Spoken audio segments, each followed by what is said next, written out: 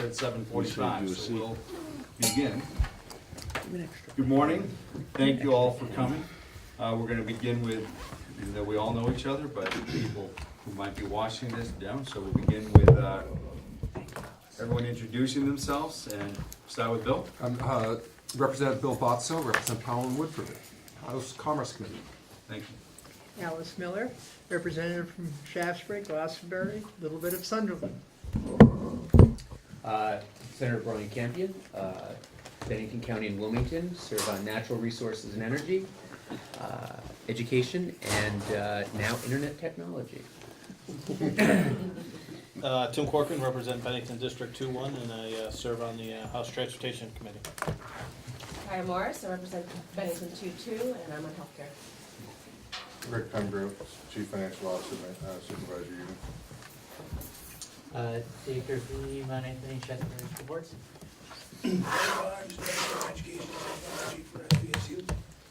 Laura Boudreau, Director of Curriculum Instruction and Assessment at SVSU. Good morning, I'm Donna Leap, Assistant Superintendent at SVSU. Jim Culkeen, Superintendent, SVSU. Tim Holbrook, MAU. Jackie Kelly, BSD, and CDC boards. Dave Frederickson, Mount Anthony. George Schliemann, BSD. Frank Kenny, Shaftesbury. Larry Johnson, Shaftesbury, and SVSU. Good morning, my name is Karen Brown, and I'm the Director of Early Childhood for SVSU. So what is of interest to us this morning, obviously, is the, well, we have a couple more joining us. We're going to need to get them some chairs. Let's see if we can pass them out. While we're doing that, what our topic is really what's going on in Montpelier right now, as far as not just the House Education bill, but there are a couple other bills that are of interest to us. One is a bill that is, I believe, in the Senate right now that deals with reporting of potential abuse, which we're all mandated reporters in education, but we're being told that what will change on that, or what's proposed change, is making it a felony if you do not report. So that's of some concern for us. And then also what's happening, if anyone can share any insight about the third bill that is in interest to us in education that deals with collective bargaining. So I don't know if anyone's from that committee. I'm in that committee. Thank you.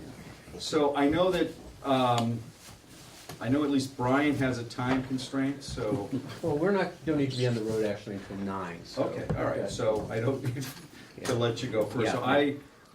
So what I'd like is if our legislators could speak first about those topics, about what you might know about it, and if there's something else that could affect us in the world of education that I haven't mentioned. So I'll just open up the floor then for anyone who would like to comment first on Quite that. honestly, I'd like to hear from our two members that are on the Senate and the House side to actually hear we're debating the bill tomorrow on the House floor, and with not a great deal of conclusive information at the end of the day between it going to Ways and Means and Appropriations and whatever else. So I would like to hear an update. I've got the sheets on it and I've gone over the bill, but there's a lot of connecting of the dots that I need to The education bill is going to the floor tomorrow? Tomorrow, yes. And Yeah, and there's like around 6 or 7 different amendments, so it could look quite different. It did come, it came out of committee, so Right. there's a lot of, moving parts. But as far as the other bills that you're talking about, I'm not up to speed.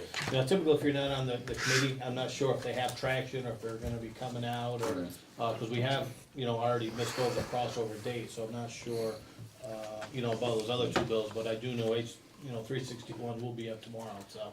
And those honestly- have some interesting things in there, they have the hard cap on there, and, be interested in to see your level of comfort with the bill, with this. I think the board was supportive, but maybe not. Does it make sense? Are you comfortable starting us off, since the bill's on the floor tomorrow, just telling us a little bit about 361? Yes, it may not be on the floor tomorrow, it may be on the floor on Wednesday. Okay, Wednesday This week. and okay. This week, yeah. Thursday. Sure I will. Let me tell you why this bill is the life that it has. You probably know we've lost between 21 and 28,000 students in Vermont since 1997. When I started in the legislature, there were 105 students today, there are less than 78. And the projections are that that number is decreasing. So, at the same time that that's happening, or has happened, spending has increased. It has not decreased. So, a number of legislators, a number of people all throughout the state, the organizations, the Vermont Superintendent's Association, the Vermont School Board Association, the Vermont League of Cities and Towns have all been in support of the bill that House Education put together. It's a bill that just didn't start this year. The committee, the House Education Committee that Brian served on, worked on this for 4 years, I think. Am I right? 4 years? There were discussions on again, off again. On for that again, off period- yeah, again, for period of that time. period of time. And then I was appointed to the Education Committee this year, so I've been part of the putting this together. I can take you through this bill section by section if you like. Would you like that? Okay. The idea is to create larger education districts with the belief that that will not cost us so much money. Districts will be required to merge with similar districts in their region and share responsibility for pre-K to grade 12 for all students.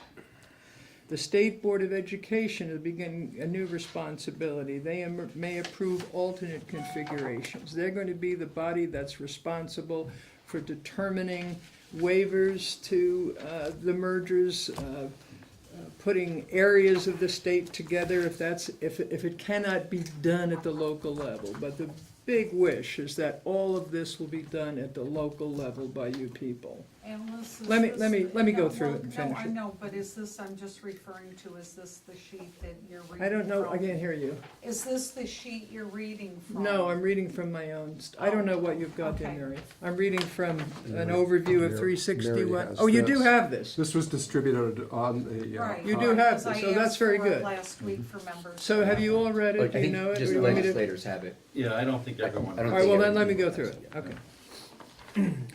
okay. You have done a really good job of working on efficiencies. You buy your fuel together, you buy your supplies for all the towns, correct me if I'm wrong, but I've heard Rick tell us this. You've done an awful lot to save money for your district, and you have done it quite successfully. When we say that each merged district needs to be at the minimum 1,100 students, you're already there. In my town of Shaftesbury, they've done a wonderful job.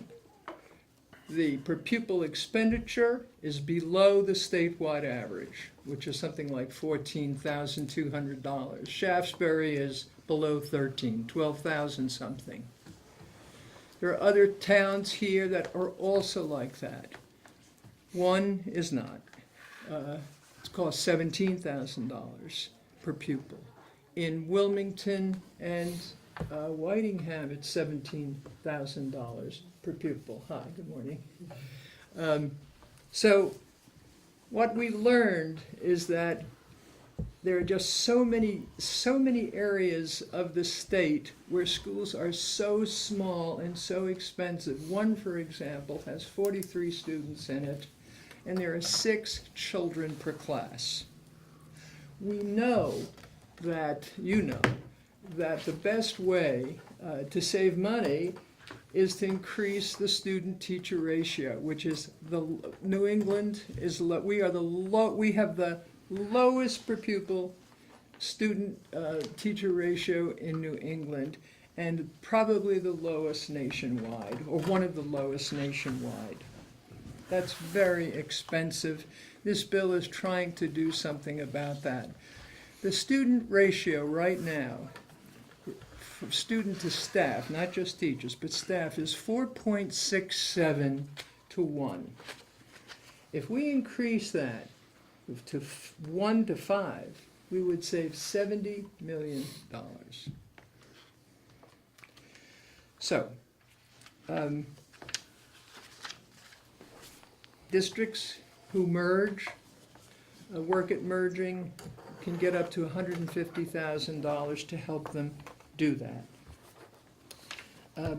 Small schools. We have been providing grants to small schools from the time I began in the legislature. Sometime in the year 2001 or 2, we put in small school grants to help schools survive. And I'm not so sure we can do that anymore in the way we have been. What is a small school? A small school is a school that has 100 or less students. A small school is a school that has 20 or more students, or fewer students per grade.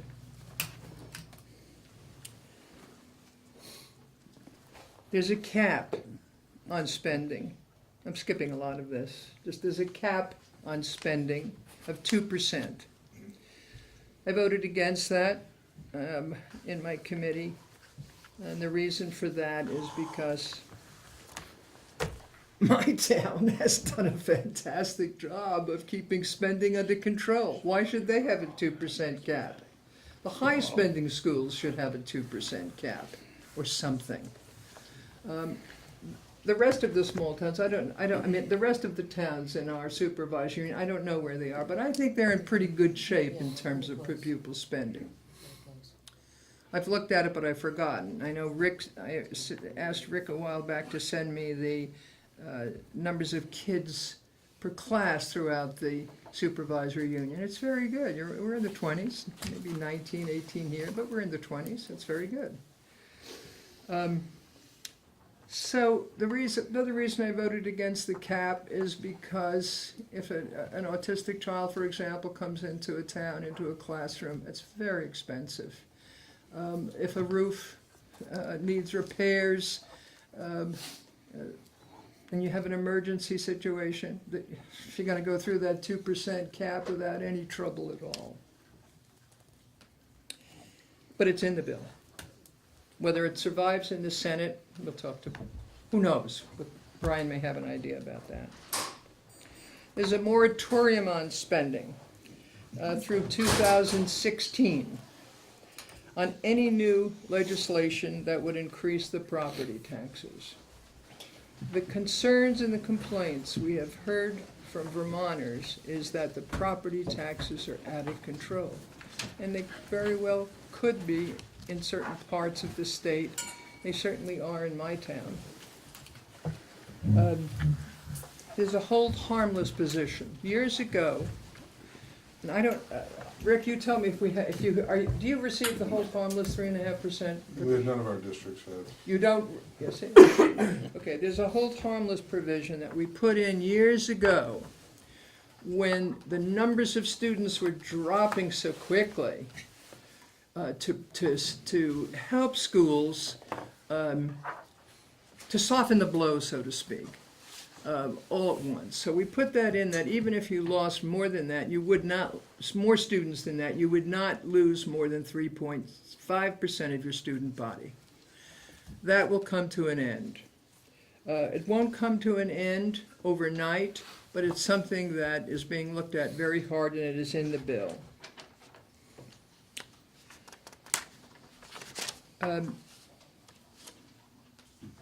We're talking about out-of-state tuition payments and out-of-state, out-of-country tuition payments, and this is very controversial. There are some schools on the border, in the Wilmington area, for example, Northfield, Mount Herman is over there, and we pay tuition for our kids, for Vermont children, to go to those schools. We're talking about discontinuing that and just continuing it for border schools, for states that border Vermont. I'm skipping some of this. Ballot language. We would like, this bill includes the provision that school budget warnings and ballots will include specific disclosure of per equalized pupil spending, percent change, and overall budget amount, so that voters will know exactly what happened the year before, what's happening now. We formed a joint, the bill has a joint legislative education oversight committee consisting of 3 members from the House and 3 from the Senate to monitor, evaluate, research, oversee, and provide a continuing review of matters concerning education policy, funding, student outcomes, and the intersections of each with corrections, economic development, healthcare, and human services. Healthcare and special education are big drivers of costs. You know that. So we're looking at healthcare in the future, and we're looking at how to, we're going to look at other models for funding special education. What I'm hearing right now, what we've heard right now, for example, is that the way it works, and you correct me if I'm wrong, is that some staff member in the supervisory union keeps track of every minute spent with each special ed child. That's a very expensive way to be doing business. And sometimes the recording of that is a little funny. You can increase very easily the numbers of special ed children statewide that we serve that way. So we want to look at other models.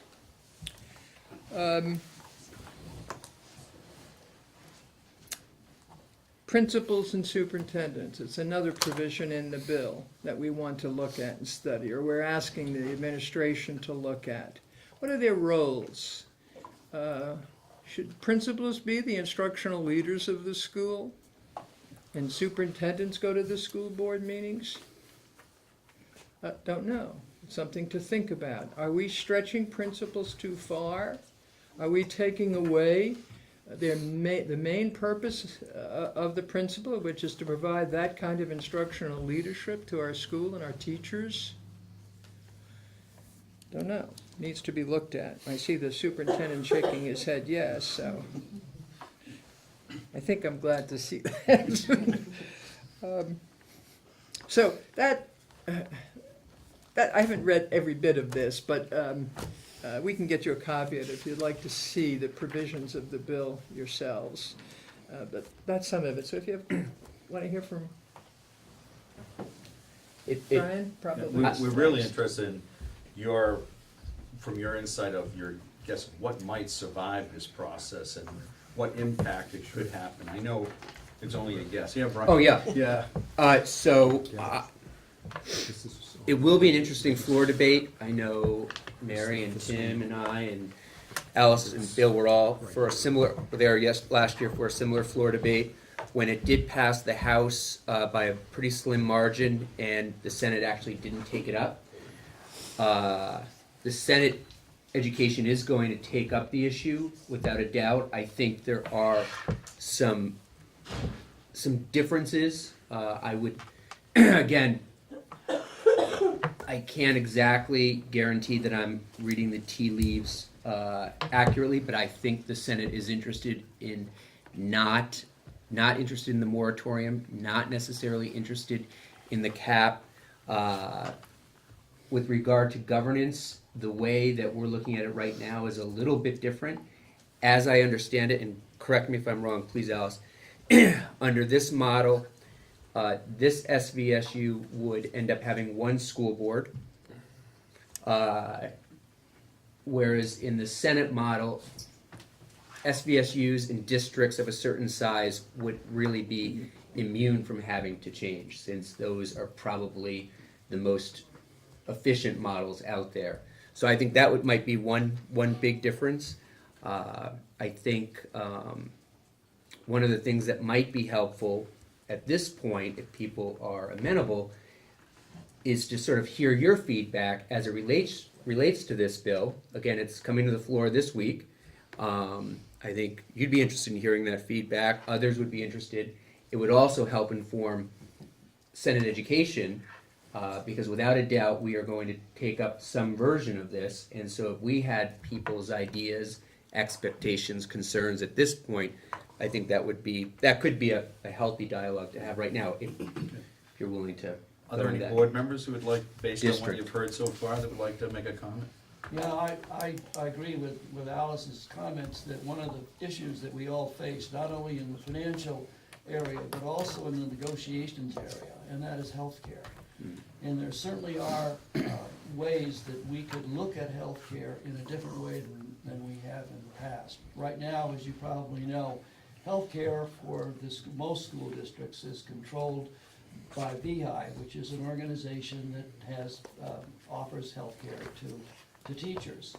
One of the things that it may be worthwhile to consider would be to explore the idea of having a statewide insurance program that would cover municipal people, teachers, employees of towns and cities. It would be a big group, you'd have lots of bargaining power, and it would take that problem that always exists when we go into negotiations, it would take it out of the negotiation period. It's sort of like the retirement program that the state has. In other words, that it would be run by the state and people would go along for it. And the other thing that I'd just like to mention very quickly, I don't want to dominate, is that the VHI, this organization that has been carrying the insurance, realizes that it can really no longer continue to offer the program that it does. A family policy, for instance, is well over $22,000 a year, which the school systems pick up a major part of. And they're going to be coming before the Senate to ask for permission to offer a new batch of programs. And I would hope that the Senate would take a very close look at that, because it would once again throw the whole insurance area, health insurance area, for employees of the school systems back onto the school boards to make the decisions, and it would be controlled by an organization that is heavily influenced by the Vermont Teachers Association. Has anyone explored, because I know at the last meeting, I think a board member had indicated that, well, the VSEA should go to the exchange. Did this group or any of the boards here look at the possibility of, with the association, going to the exchange? We definitely have looked at that, taking a look at it. But if you read any of the publications from the NEA, for the Vermont Teachers Association, there is no school that has been able to institute a program other than the VI program. There have been many, many attempts, and I know that the people that are involved in negotiations right now have made a concerted effort to have the teachers consider, just take a look at going into the exchange.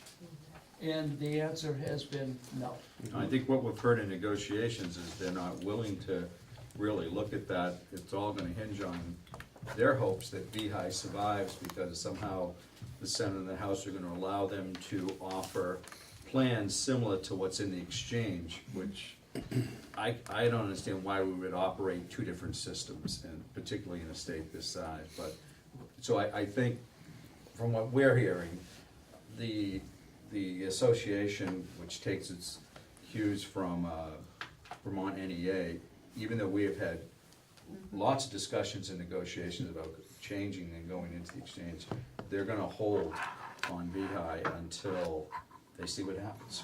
Well, and I know the discussions have always been that the policies right now are pretty significant that the NEA has, so again, I'm sure there would be the concern of lessening that, but there are the different plans, and I just wondered what would be comparable, if at all.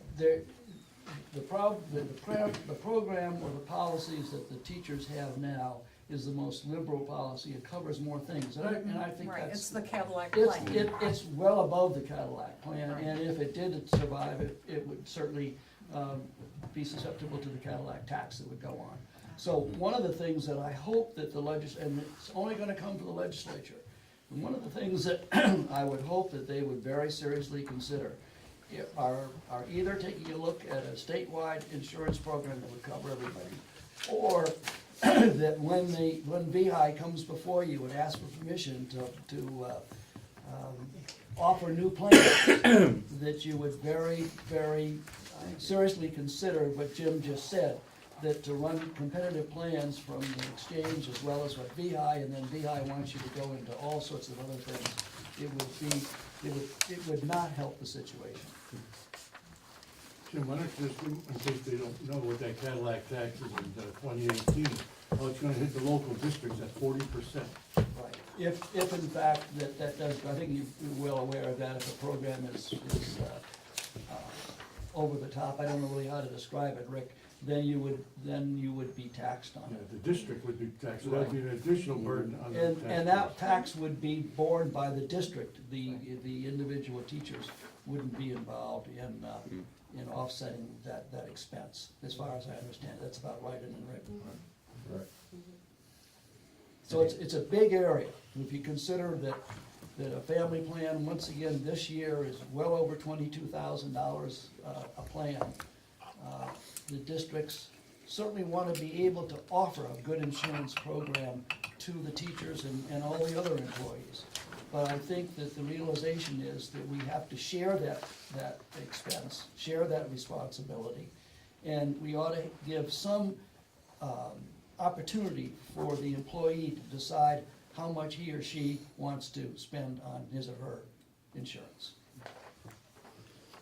Anyone else have a question or a comment that particularly about any of these issues on these bills? May I just make a couple of other comments that I forgot?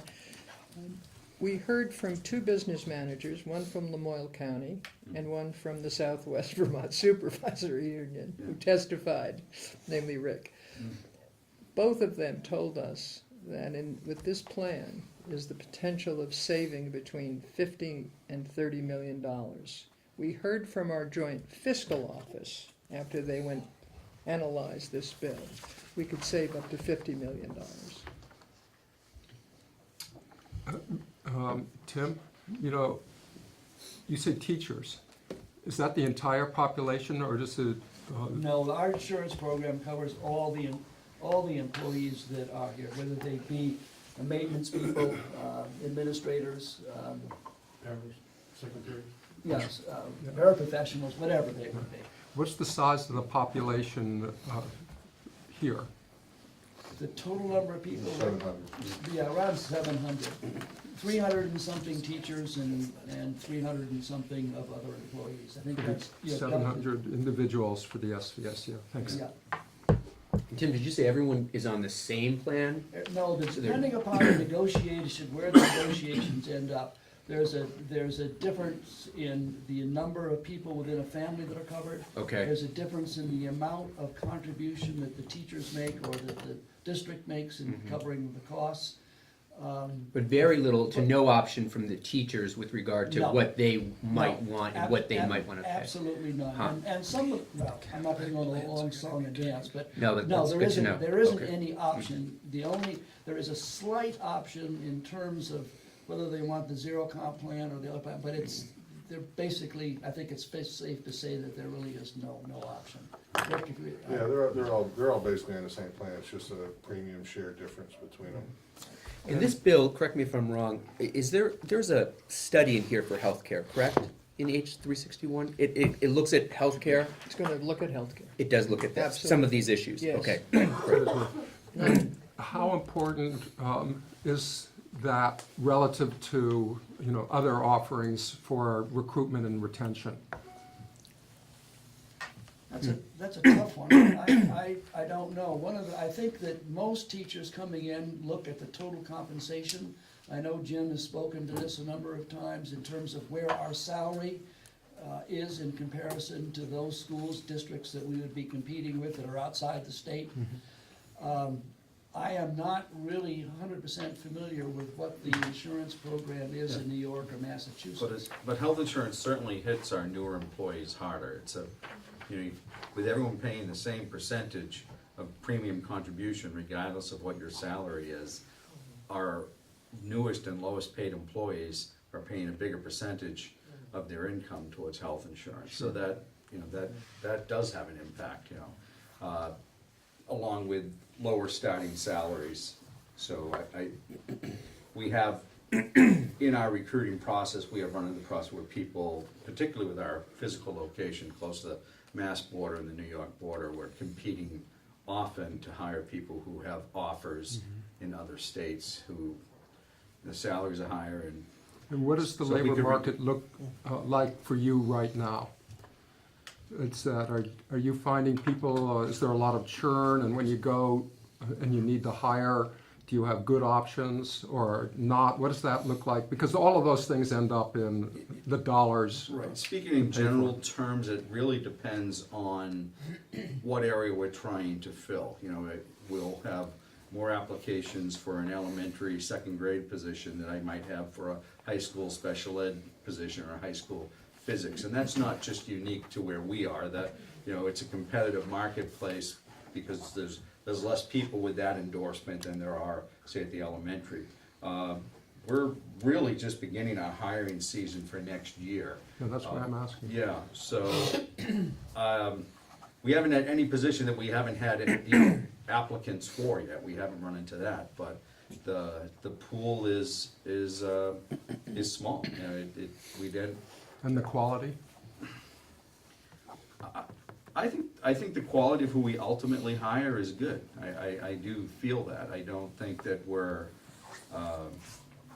hiring under the standards that we want, but Okay. we just don't have the options that we Thanks. I would mean, like it's to. just part of the picture that we often don't talk about. Yeah. Is Bill, your is needs. the major area when people are considering jobs, I think besides the salary, is the retirement program. The Vermont retirement program for teachers is nowhere near as beneficial to the employee as those that are offered in New York. That's right, Ken, I mean. Not in Massachusetts, though, about the same. Yeah, about the same, but I'm saying in New York, and I know teachers who have left the system to teach in New York simply because of the retirement program. The Okay, thank you. salaries in Vermont for teachers are very modest compared to other states. The problem we have in Vermont is we have too many teachers. So could someone explain, or if there's concerns with the 2% cap in regards to what it would do here locally?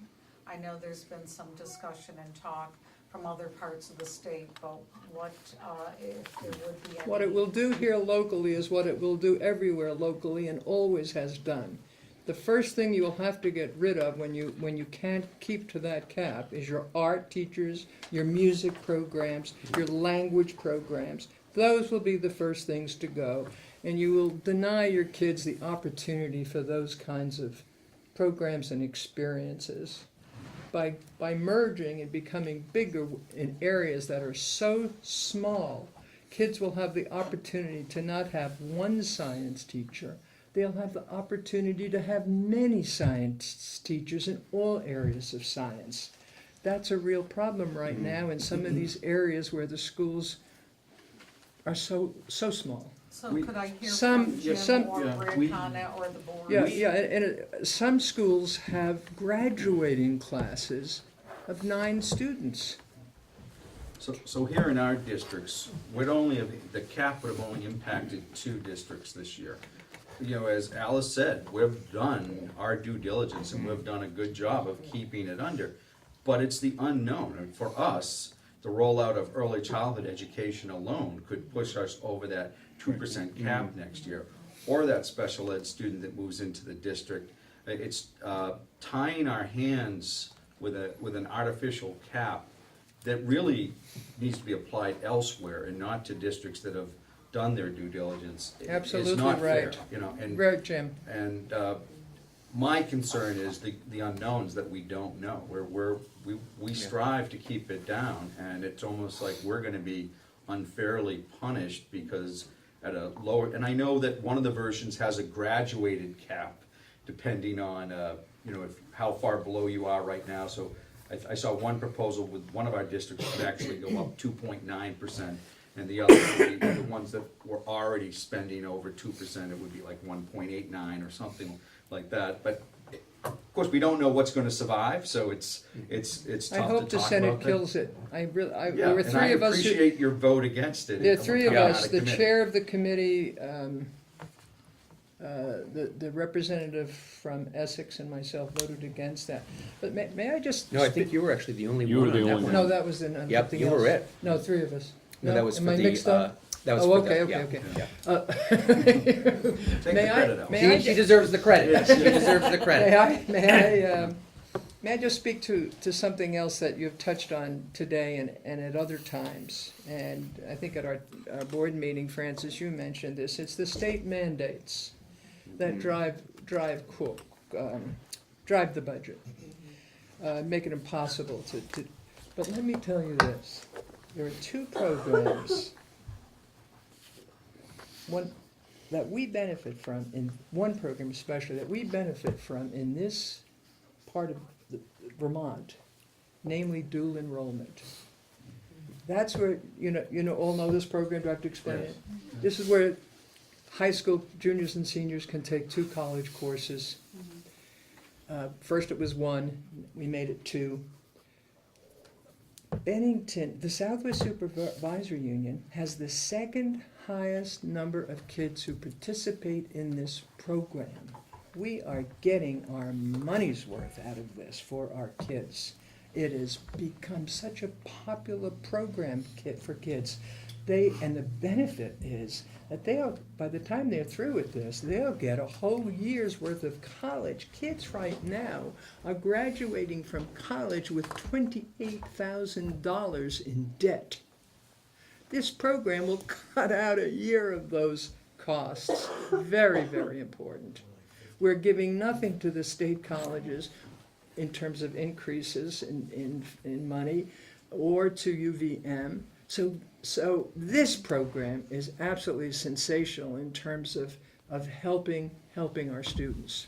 The good news on that, Alice, is because that was an unfunded mandate that was going to be put on us, but what we heard last week is that 50% of it's going to be in the Agency of Education budget this year, so that means somebody was listening about unfunded mandates. Were we at ever? least in that instance. So take the pressure off you. Yeah. The second, or the local school systems. The second thing is early childhood. We got $32 million. I read about this in the paper and your comments on it. With $32 million grant, For the $8 million expanded a pre-K, year yeah. for 4 years. I know you're very worried about the cost of it and driving your budgets and the property taxes, but let me tell you, Bennington has had the worst case of poverty of many of the towns throughout Vermont. This is an opportunity to break that cycle of poverty as I see it. Martin Deutsch in 1960, the father of Head Start, set up an enriched educational program for 4-year-old children way back then. Children who took IQ tests and were diagnosed as being mentally retarded or developmentally disabled, as we call it today. After time in this enriched program, those kids' IQ raised 10 points. No longer retired, they were borderline normal. This program could really help us break through this cycle of poverty. And if we included their parents in it, real parent involvement. I know this, I ran this kind of program out of the Johnson Great Society program in the 70s. It was so successful. It was called Follow Through. It took kids who had been in Head Start into the public school because they lost most of what they had gained in Head Start once they began in the first grade. That was for 5 through 8 years. But I want to get into that. I think you have the opportunity now to do something sensational here in Bennington. This is where the poverty is really high. You have the opportunity to really stop this from happening. But if you've heard my comments here, I've said with my heart, I know it's the right thing to do. But I put my superintendent's hat on, and with my brain, I am very concerned about how do we maintain this, and how do we pay for all 4-year-olds and not just 4-year-olds who are at 200% of the poverty rate. And Karen Brunell and I are, and recently included Rick because of the finance piece, we've had a series of meetings on this. And I would love to say yes. I gotta convince our boards to say yes. Of course, But what do you say about year 5? What happens? That's Well, let what me, we let can't me get just, the let agency me of just say education to this. give us. Let me just say this. You know this, the educators know this, who have been in the business, which I certainly was for 26 years, public and private education, working in early childhood. Children learn from children. To just serve kids who are low income, who are poor, bad idea. Socioeconomic mix is vital. So to include all kids into a program is a very good idea. Maybe more expensive, I don't know, but I'd be very happy to come to your meetings and help you figure out how to Honestly, do this. One of our hesitations is we can't get regulations from the Agency of Education. I mean, they're drafting this on the fly, and I'm not criticizing them. I mean, No, it's maybe, just, maybe it needs to be the criticized. timeline is so tight for them. So we can't, unless something's changed, Karen, we don't have an answer yet whether we could use this grant fund to pay for students who are above the poverty rate. And because we all know that an inclusive classroom is the way to go. But it will have an immediate impact on the budget if we can't use the funds for 4-year-olds above the poverty level, because then that would affect the board budgets that have to pay for those students. So it wouldn't just be what happens when the grant runs out for everybody, it would be the immediate impact. And we're hearing from many of our partners and stakeholders in the community, like, why are you hesitating on this at all? So I hear what you're saying. Is part of the issue a communication issue with the agency? Is the agency not responding? No. Yeah, go right ahead.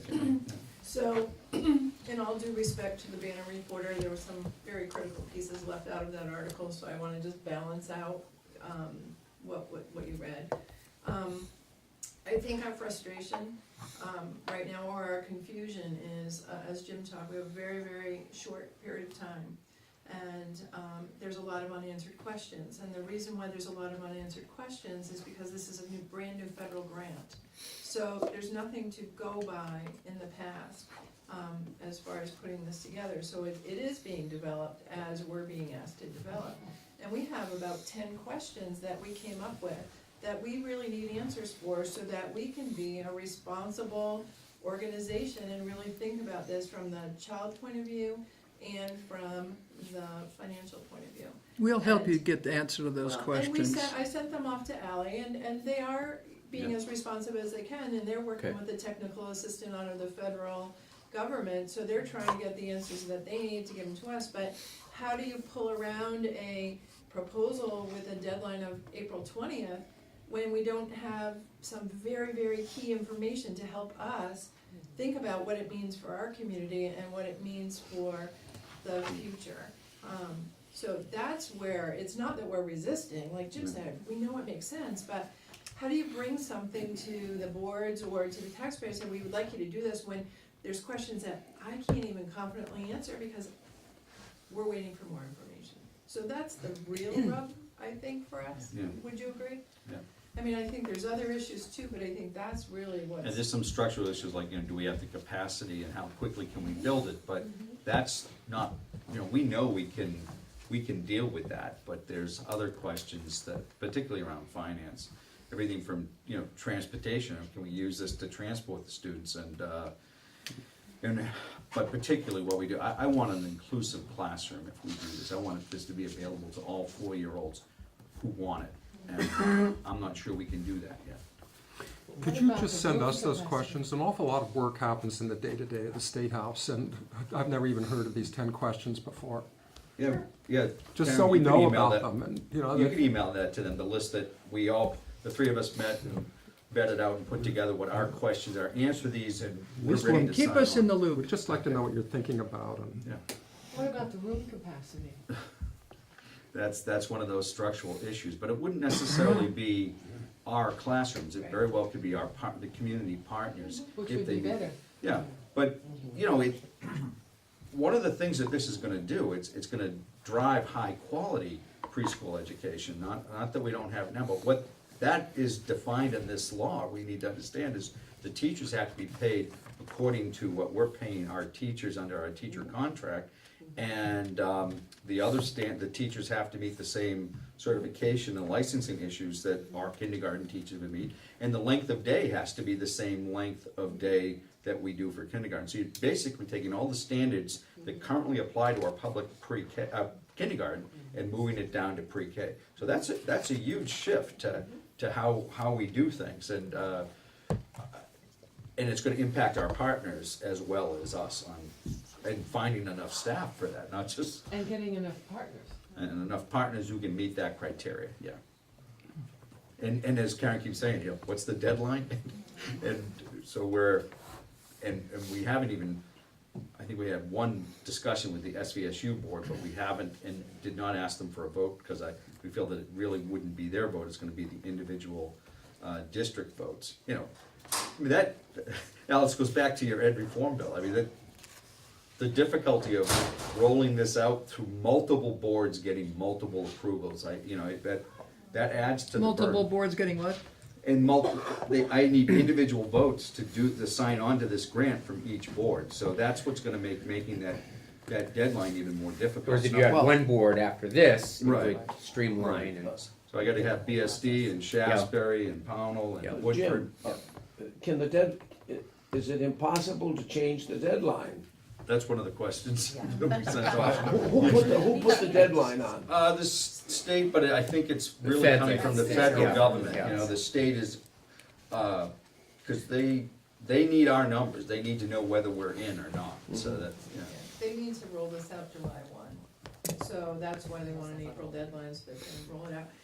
What I'll also send you with the questions is I had done an overview for the board of just the key points about what the definition of high quality is according to the federal government, so I'll send that to you so you have a reference point to the questions as well. Thank you.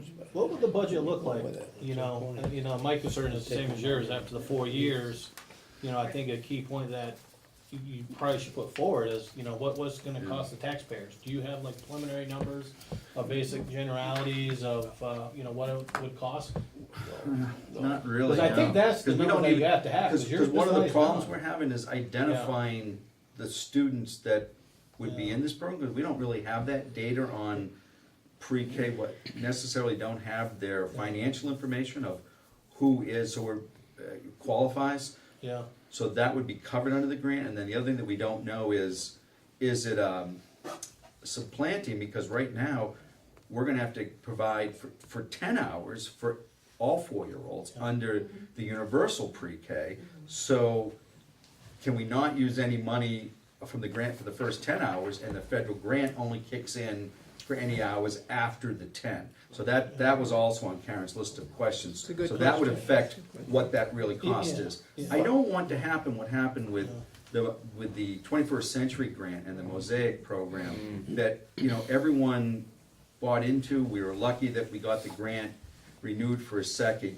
time, and I think we just expected, and then it went away. When the grant went away, BSD did put money into their budget this year, much to, I compliment from that. I think it was $188,000 that survived the budget for next year, which is what was probably should have happened. We should have anticipated that this grant was gonna go away, and if we valued the program, then we should have put the money in the budget for it, gradually building up, and that's what would have to happen for this grant, so that, 5 years from now, we treat it the same way we do funding for kindergarten. Exactly, and that's the number I think I would personally have to have in order to accept that grant, and say, this is what we're gonna be obligating our taxpayers towards in 5 years.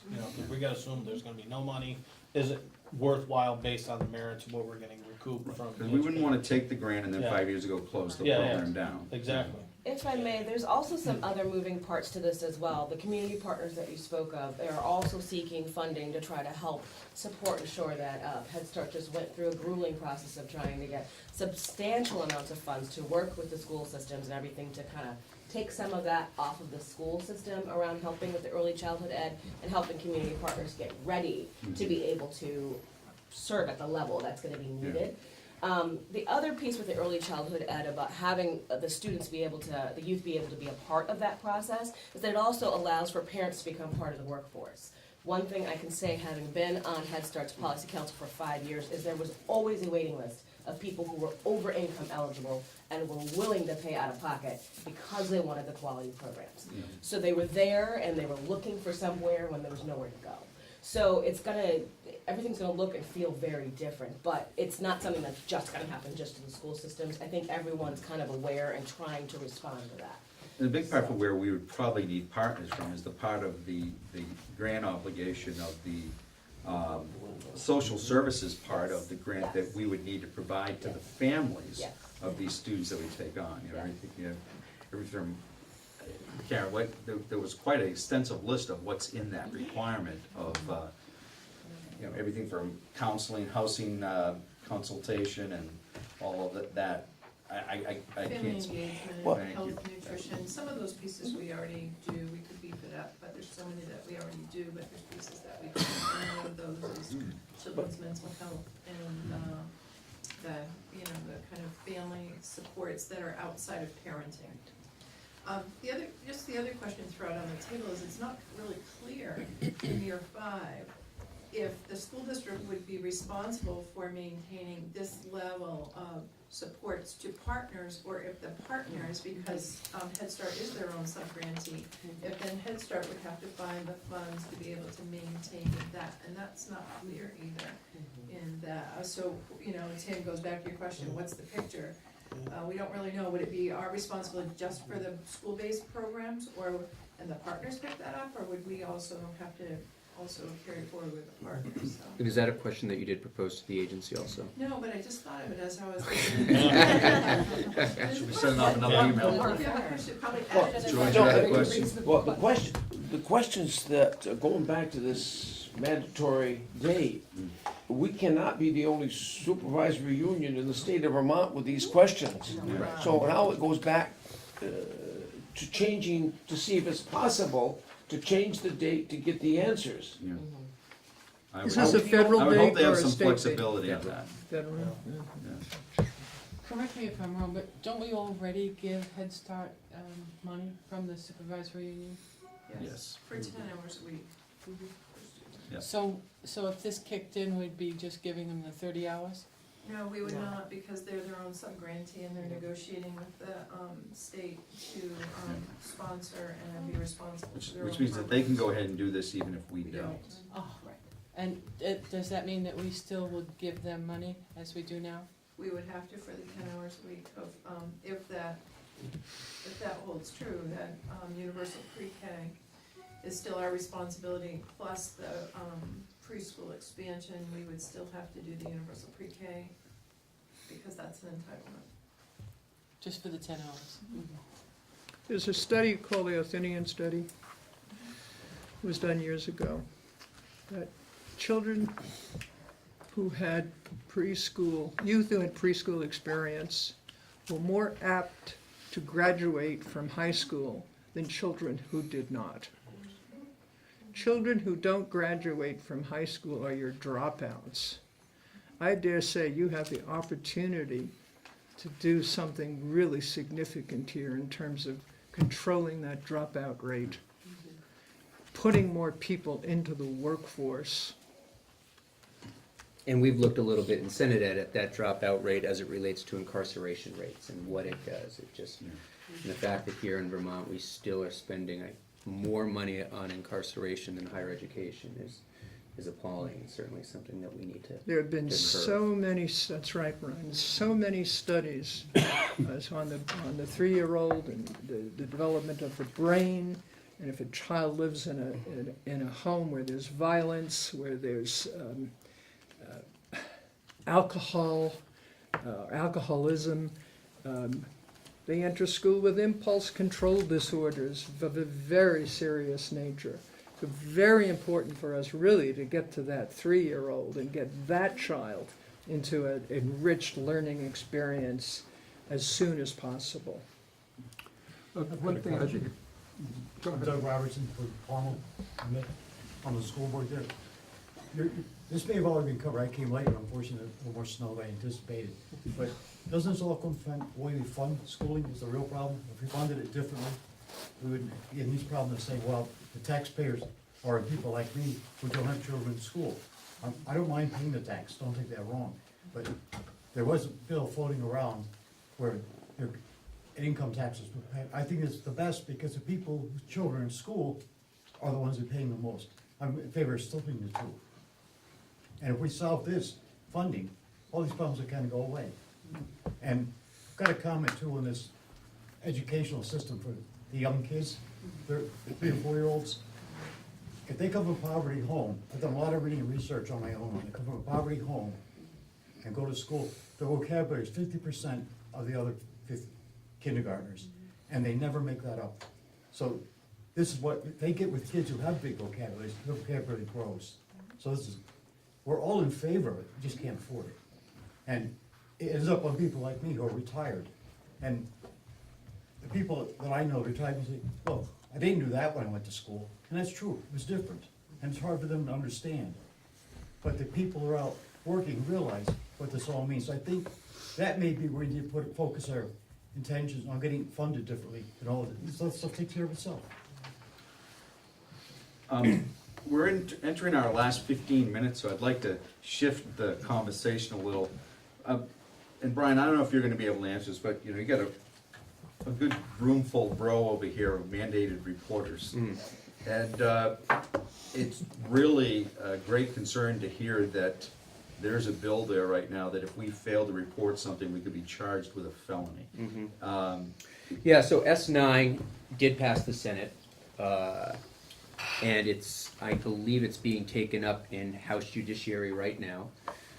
I think perhaps Tim or someone else could share that concern with that committee as a fellow House member, and I'm certainly willing to pass it on to the chair as well.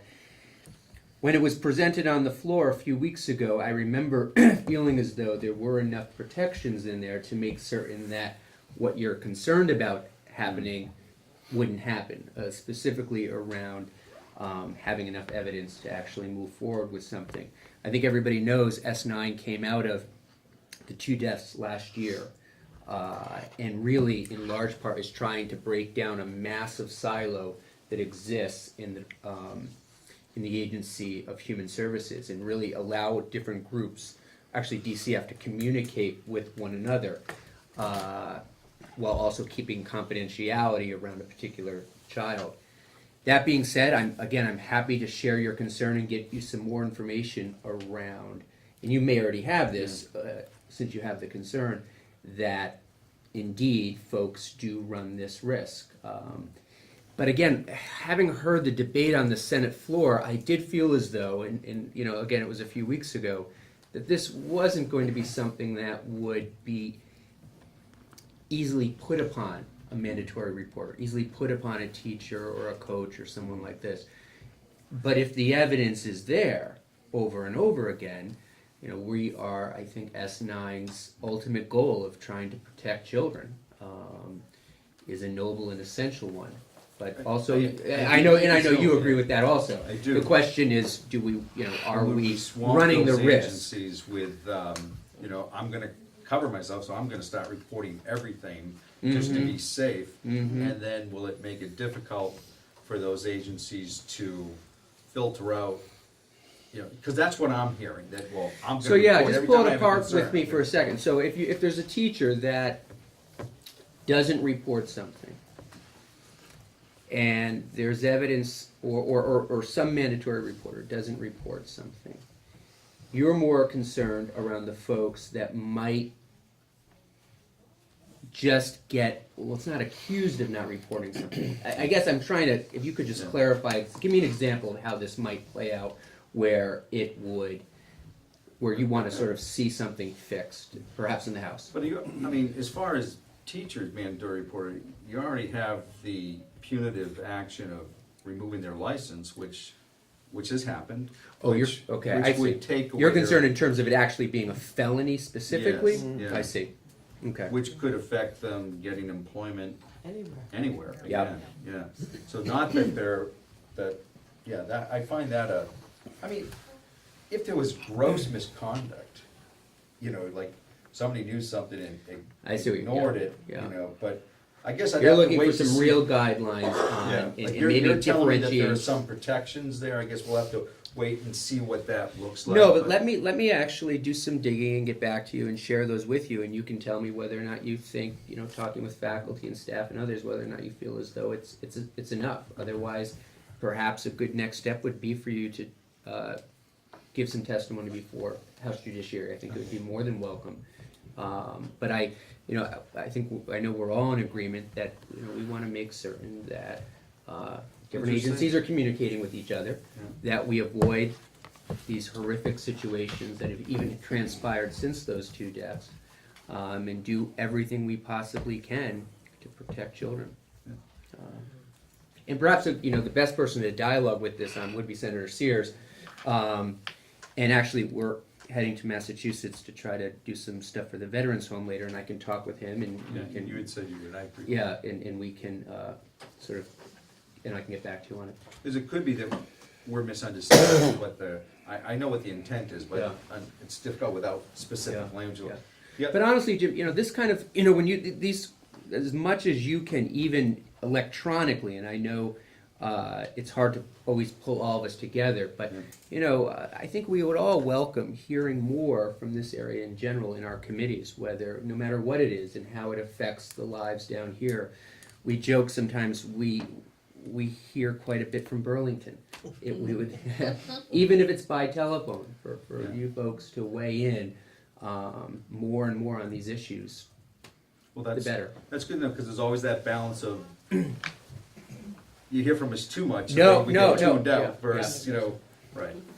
And if possible, I just wonder, are there any other concerns as it relates to this governance bill before we leave today, or questions, or, I mean, as we're talking, I do believe there are some incredibly positive things, and you touched on one of them around how you run your life and the efficiency that would be made if you could report to one board. Right. Economic efficiencies, and Rick, I hope you'll jump in and tell me if I'm misquoting, but just from an audit perspective, the savings, if we moved in this direction in this supervisory union, would be somewhere around hundreds of thousands of dollars? No, that was the total. Audit alone would probably be around $60,000-$70,000.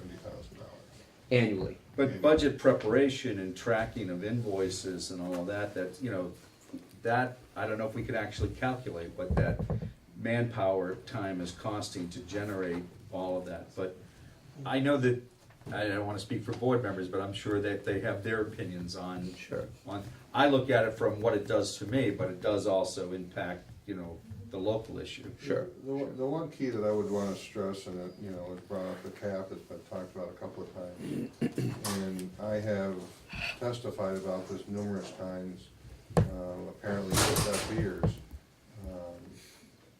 Eliminate the cap and also eliminate all the exceptions to the excess spending threshold.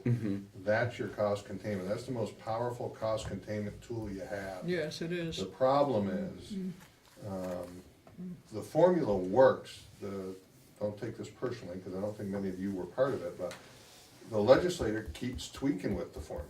And every time some lobby group gets in front of you that says, oh my God, you know, we have to put on a new addition to this school, so therefore we need an exception to the cap so that we don't have to pay double tax.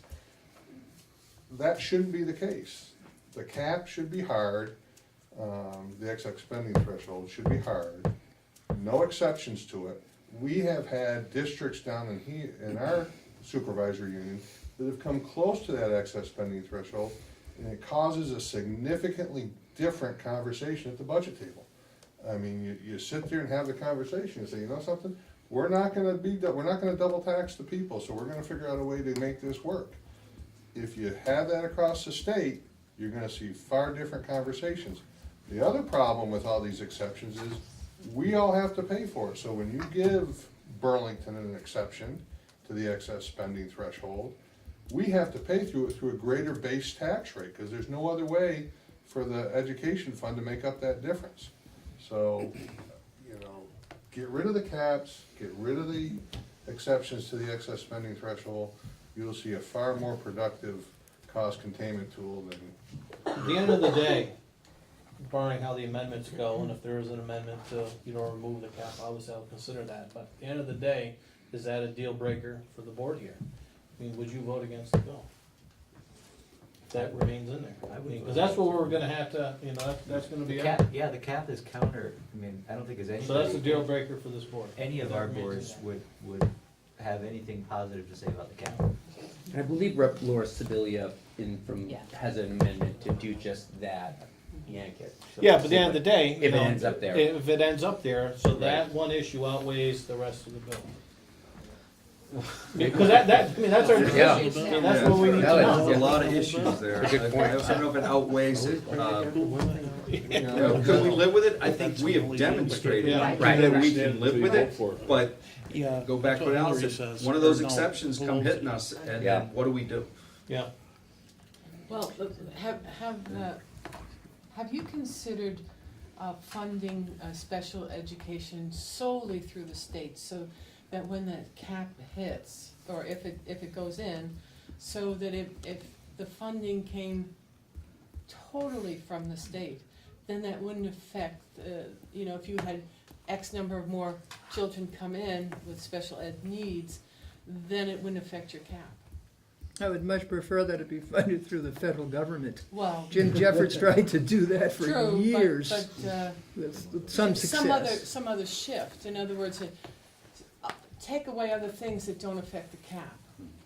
The other, and this is a little jump here, but I was wondering, when we talk about dual enrollment, has anybody considered dual enrollment for CDC kids to take a night class?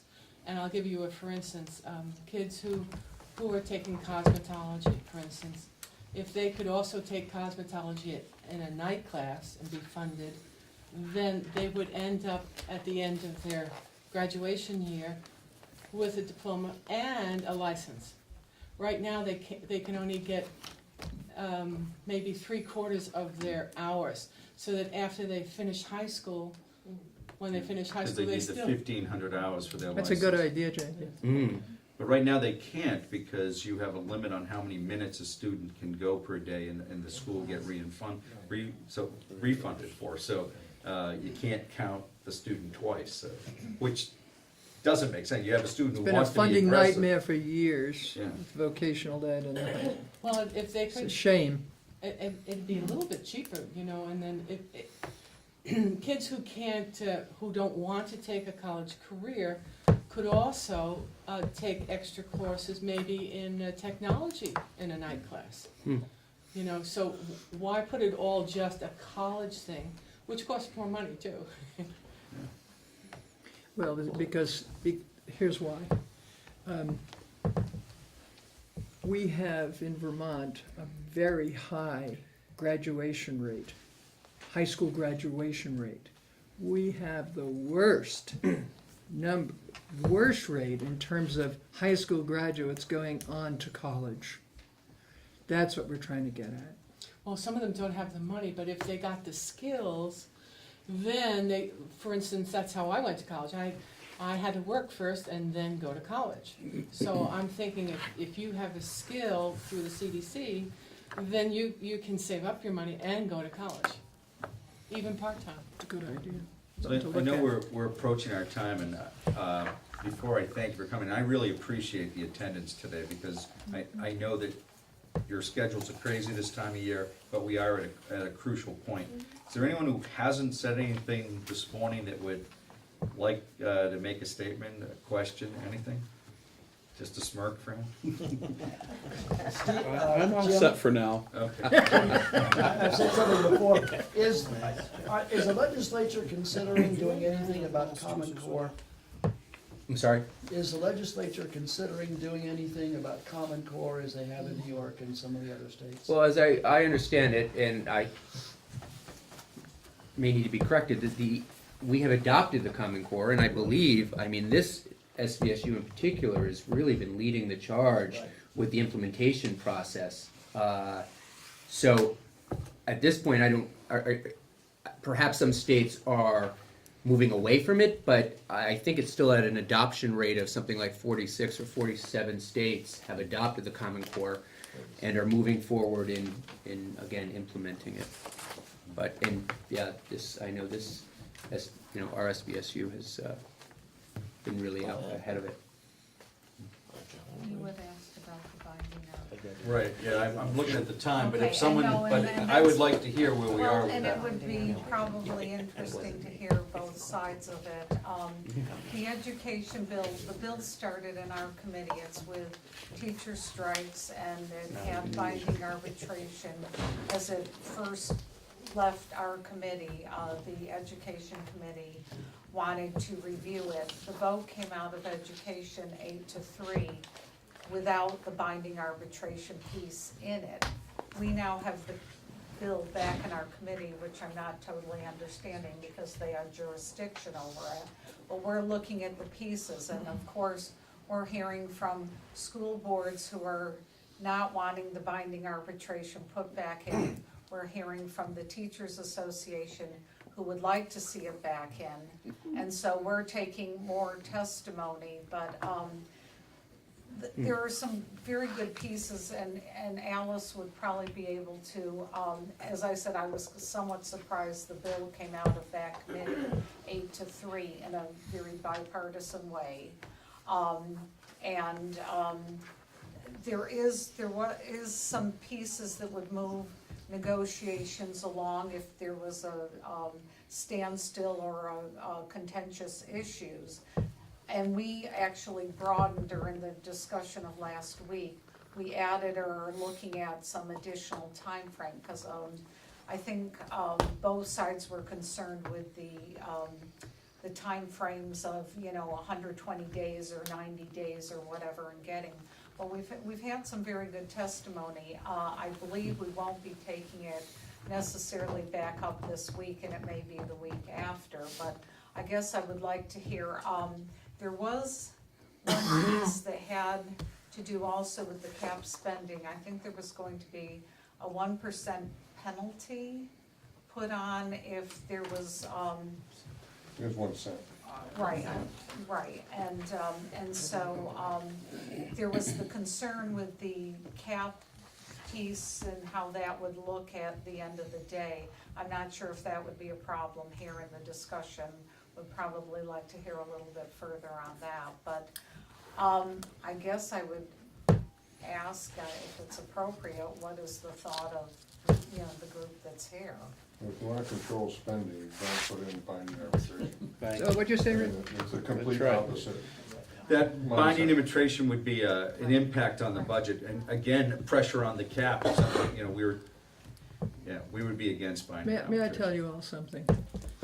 This is very controversial, this bill, statewide. We don't know what's gonna happen with it on Wednesday and Thursday. Don't take anything to heart until after Thursday. And we send it to the Senate. And then wait to see what they do.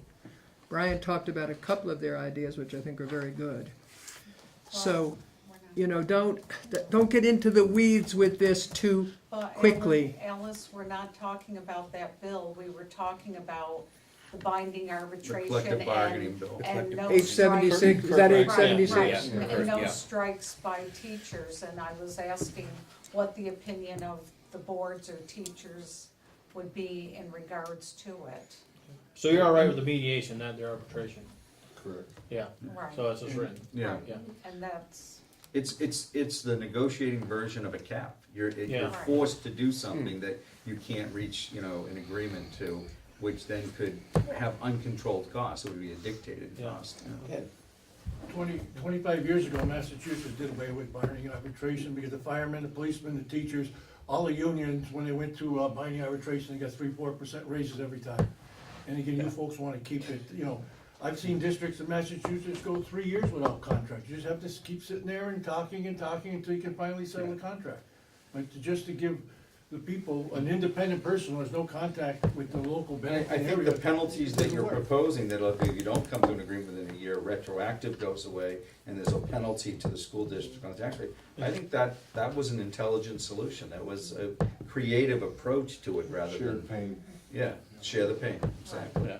It's a proven fact that, if anything goes to arbitration, the arbitrator will, go with the, union side anyway, because they want to get hired again, so. Without regard to ability to pay. that's not Exactly, even a so they, factor. and we've been there and done it, so, not a good thing. All right, I know everyone's getting anxious. Again, thank you all for coming. Appreciate it. We'll stay in communication.